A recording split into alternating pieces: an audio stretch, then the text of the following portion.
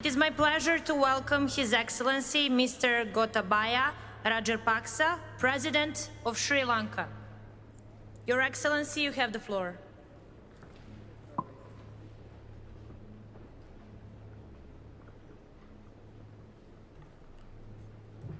Chairperson, Excellencies, delegates.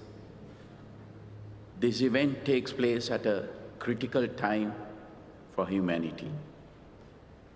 As a developing tropical island nation with abundant biodiversity, Sri Lanka is deeply aware of the impacts of climate change. Our rich philosophical heritage, shaped by Lord Buddha's teachings, places great value on environmental integrity.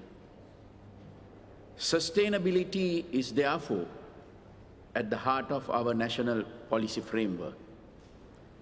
Sri Lanka's updated nationally determined contributions aims to reduce emissions towards achieving carbon neutrality by 2050.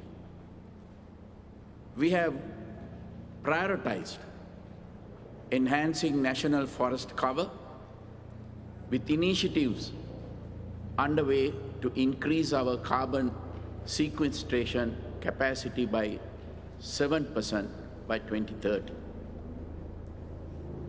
We will increase contribution of renewable energy sources to 70% of national energy needs by 2030 and are taking steps to phase out use of fossil fuels. Sri Lanka is also proud to be a co-lead of the Global Energy Compact for no new coal power. Sri Lanka recently restricted imports of chemical fertilizers, pesticides, and weedicides due to public health concerns, water contamination, soil degradation, and biodiversity impacts.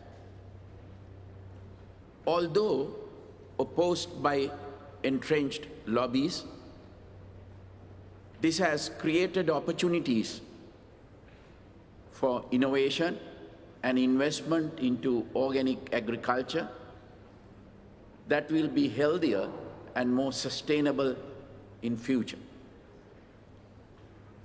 Reactive nitrogen emissions from overuse of artificial fertilizer is a major contributor to climate change.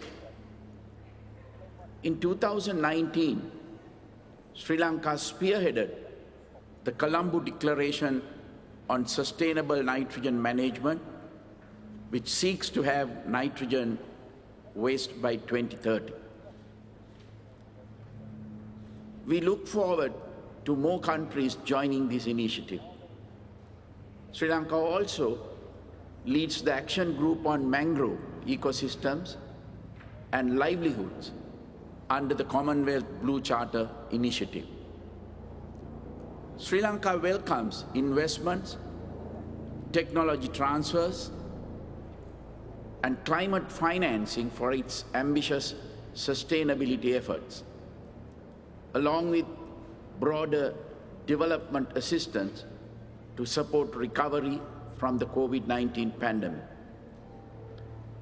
Climate change affects all nations, but disproportionately impacts developing island nations. Developing nations that take bold steps towards climate change mitigation and adaptation deserve extensive support. It is essential that the world's largest emitters of greenhouse gases fulfill their national commitments and assist developing nations navigate through the climate crisis.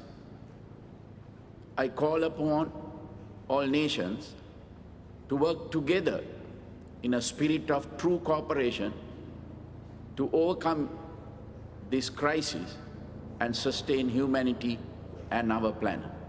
Thank you.